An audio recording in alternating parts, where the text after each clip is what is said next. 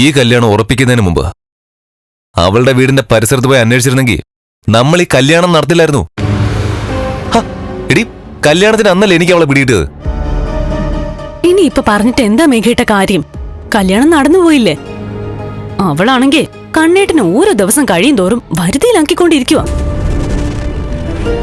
അതൊക്കെ പോട്ടെ, മേഘേട്ടിന് ആൽബത്തിൽ കാണുന്നില്ലല്ലോ, കല്യാണ വീഡിയോയിലും ഇല്ല. എടി, പെണ്ണ് അവളാണെന്ന് അറിഞ്ഞോടെ എനിക്ക് പോസ് ചെയ്യാനേ മൂടില്ലായിരുന്നു. കണ്ണനെ കല്യാണം കഴിപ്പിക്കണമെന്ന് നമ്മളെല്ലാരും പറയുമായിരുന്നെങ്കിലും ഉള്ളിന്റെ ഉള്ളിൽ നമുക്കൊക്കെ അവൻ ഒരിക്കലും കെട്ടരുതെന്നായിരുന്നല്ലോ.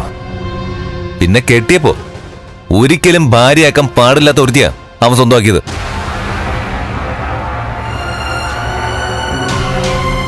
അതെ, ഇനിയിപ്പോ ഉണ്ണിയേട്ടനും മേഘേട്ടനും കൂടി അവളെ പുറത്താക്കാൻ എന്തെങ്കിലും കാരണം ഉണ്ടാക്ക, ഞങ്ങളും അതിനൊപ്പം നിക്കാം. പെട്ടെന്ന് ചെയ്തില്ലെങ്കിലേ സ്വത്തുക്കളൊക്കെ മിക്കവാറും അവളുടെ പേരിലാവും. നീ എന്താ പറഞ്ഞേ? കാണാൻ ഭംഗിയുള്ള അവള് കണ്ണേട്ടിനു വേണ്ടി ത്യാഗം ചെയ്തു എന്നൊക്കെയാ പറച്ചില്. അതുകൊണ്ട് നമ്മളെയൊക്കെ ഒഴിവാക്കിയിട്ട് ചിലപ്പോ സ്വത്തുക്കൾ മിക്കവാറും കണ്ണേട്ടിന് അവളുടെ പേരിൽ എഴുതി വെക്കാൻ സാധ്യതയുണ്ട്. അത്രയ്ക്ക് പ്രണയം തലയ്ക്ക് പിടിച്ചിരിക്കുക കണ്ണേട്ടിനിപ്പോ. എന്റെ അമ്മ രണ്ടാനമ്മയാണെങ്കിലും അമ്മയെ അമ്മ എന്ന് തന്നെയാണല്ലോ വിളിക്കുന്നത്. മുമ്പൊക്കെ ആ അമ്മയോട് കുറച്ച് സ്നേഹവും ബഹുമാനവും ഒക്കെ ഉണ്ടായിരുന്നു. ഇപ്പൊ അതുമില്ല. സാരമില്ല മോളെ,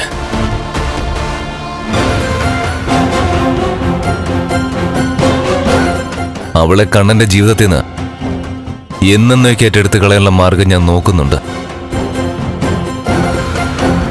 അവൻ അവളെ തൂത്തു കളയില്ല. അതുകൊണ്ട് അവള് സ്വയം പോകണം. കണ്ണനെ വേണ്ടെന്ന് പറയണം.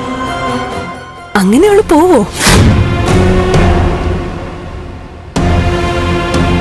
പോകും.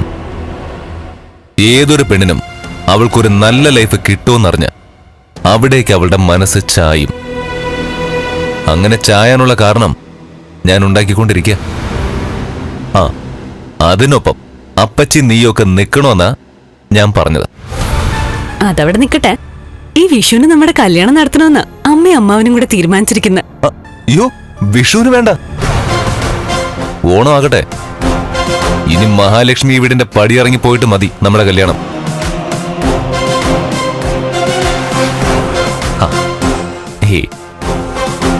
മേടമാസവും ചിങ്ങമാസം തമ്മിൽ വലിയ ദൂരമില്ലല്ലോ മോളെ. പിന്നെ എന്തിനാ നീ നിരാശപ്പെടുന്നത്?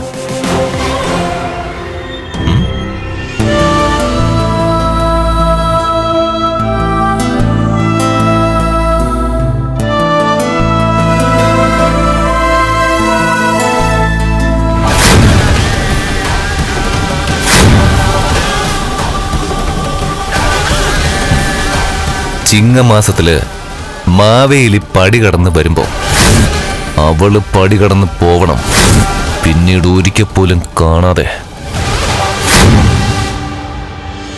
Thank you.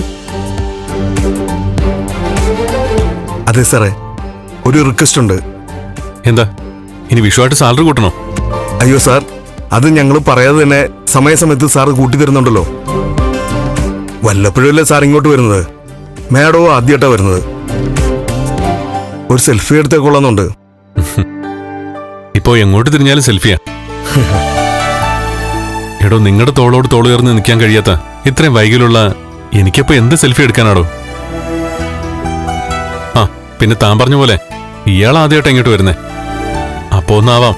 Thank you sir. എന്നാ പിന്നെ ആയിക്കോട്ടെ. ശരി, വരൂ ശിവേ.